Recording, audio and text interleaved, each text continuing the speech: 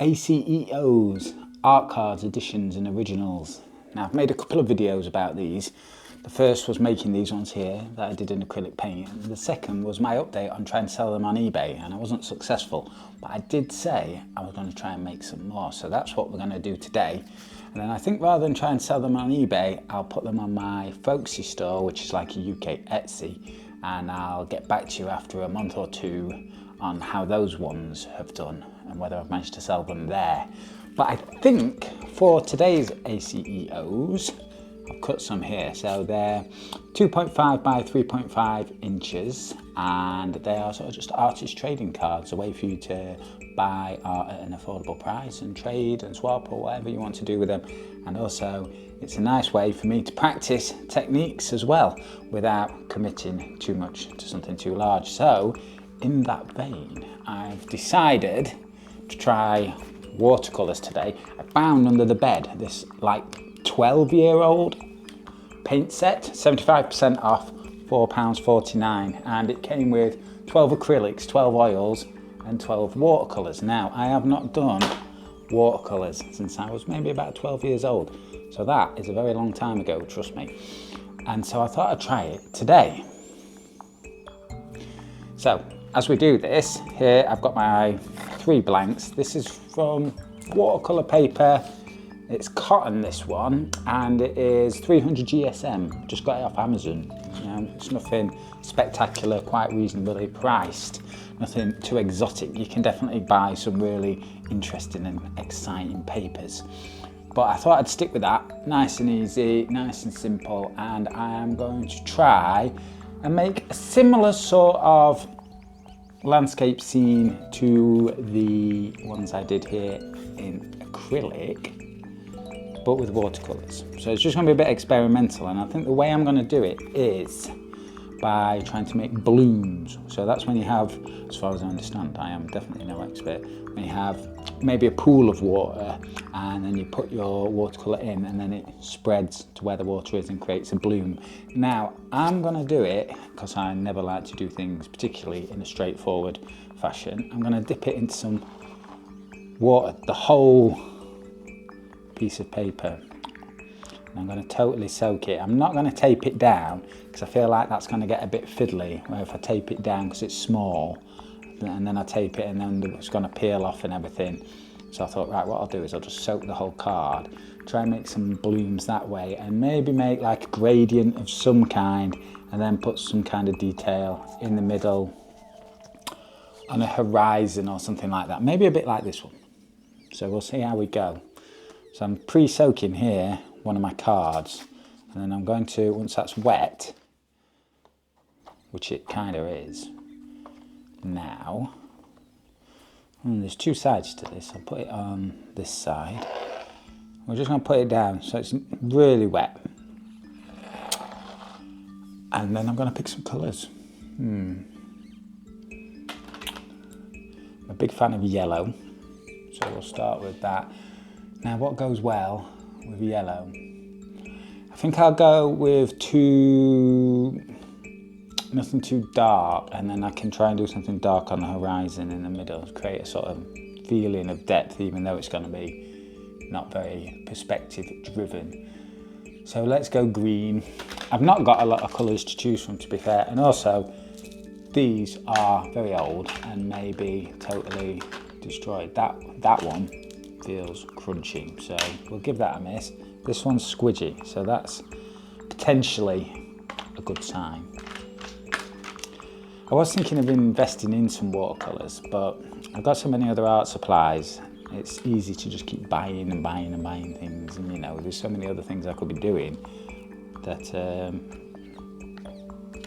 I didn't want to invest yet. I wanted to have a go and see if I liked it. Now these are definitely on the tail end of their usability, but we shall persevere.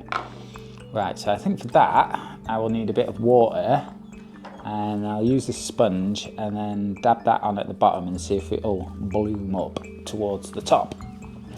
Now one good thing about watercolours is they do sell them, don't they, in like dried cakes, so maybe it's just going to be water soluble and loosen right up for me. definitely done something like that. There's nothing to do now other than just stick it on and see what happens. Okay, we're getting some kind of blue. I think the harder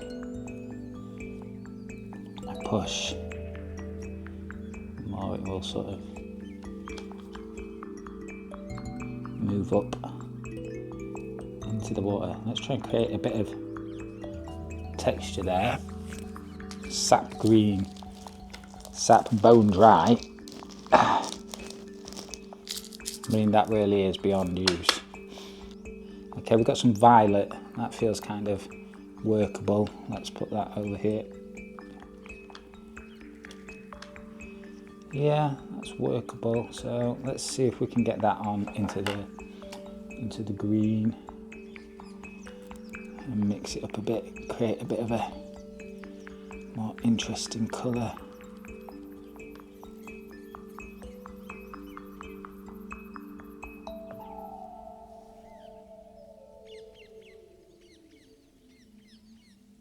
And try the yellow. And I might use the brush for this on the top. Just saves me having to wash the sponge, and I can see how that feels as well. Now let's see if I can squeeze this out. So I think next time I do make a major purchase at an art store, it may well be some watercolours. I'll put that on there.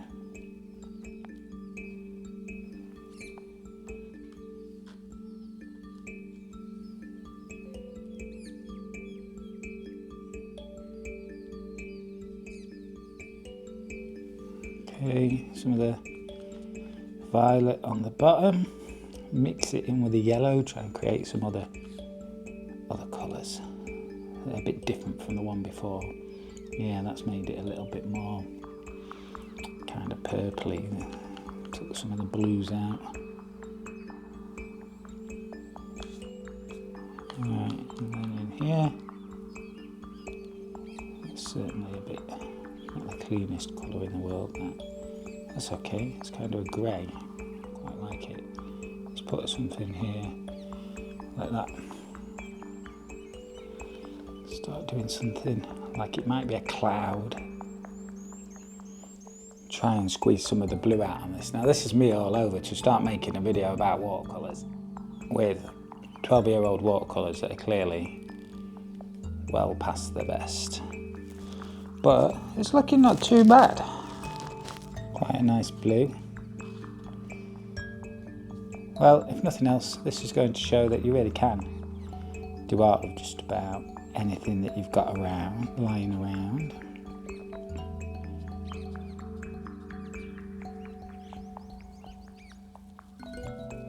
Let's make that really blue.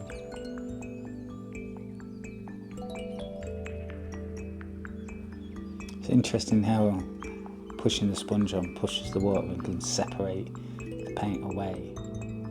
It's not like quite soaked into the card yet, it's kind of sitting on the top, restricted within the water. It's quite nice. I feel like watercolour is kind of the paint of the people. And in terms of art history, obviously oils have been seen as a sort of the best paint to use. I mean, mainly because it's very strong in colour and also very archival. And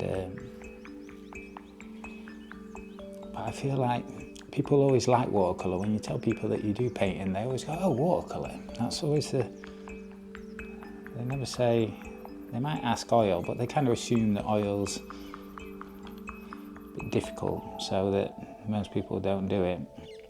And it's very rare if somebody asks you and goes, oh, acrylics. It's always, oh, watercolour. You do watercolours? I say, no. Not until today. I'm enjoying it. There's Rothko vibes.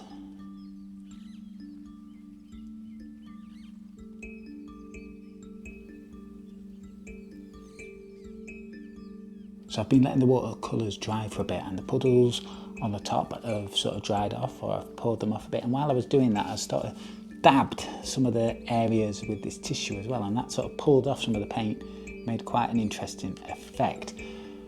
I think I've got some cool watercolour stuff going on in there, so there's definitely a watercolour element to it, but I do now want to put a bit of acrylics in. These paints are far past their best, and if I do want to put these on my website and sell them, I feel like I should at least have a bit of artist grade paint in there.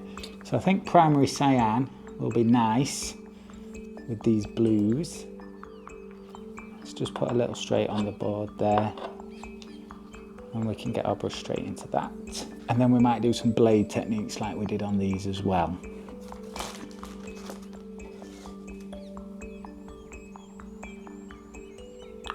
So dab, dab, dab, dab. And I'm just going to start trying to strengthen it up a bit really along these horizon marks. Put the paint on quite thick.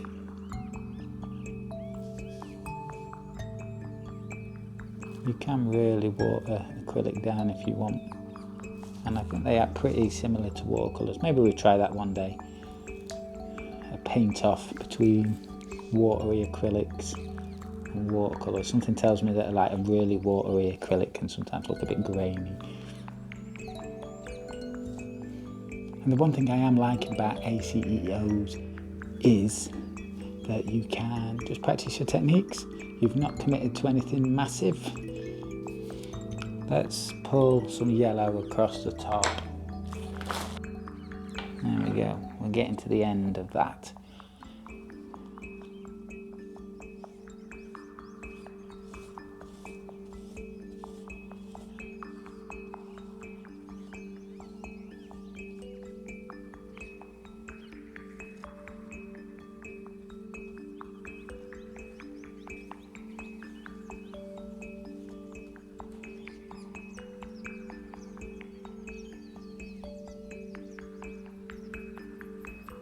These are fast becoming acrylics rather than watercolours.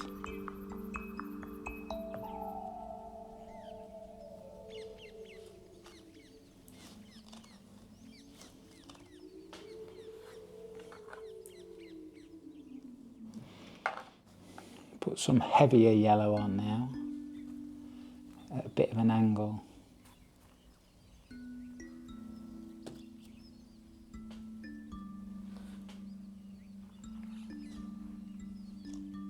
Let's pull some white across it in the sky area with this quite dirty blade. Okay, so I'm going to turn it sideways and then just drag across here.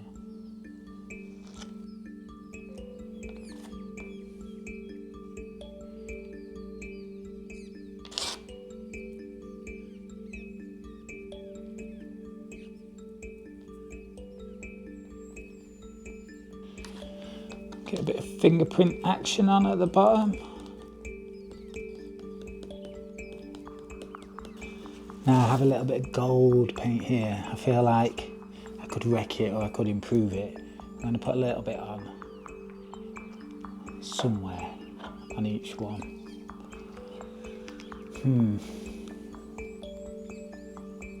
This gold paint will give it a special look if I get it right.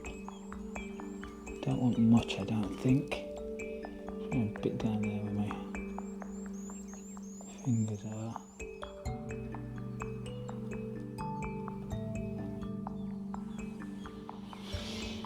Last one over here. Let's just do this.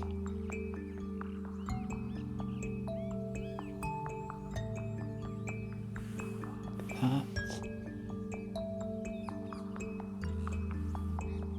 So here they are dry.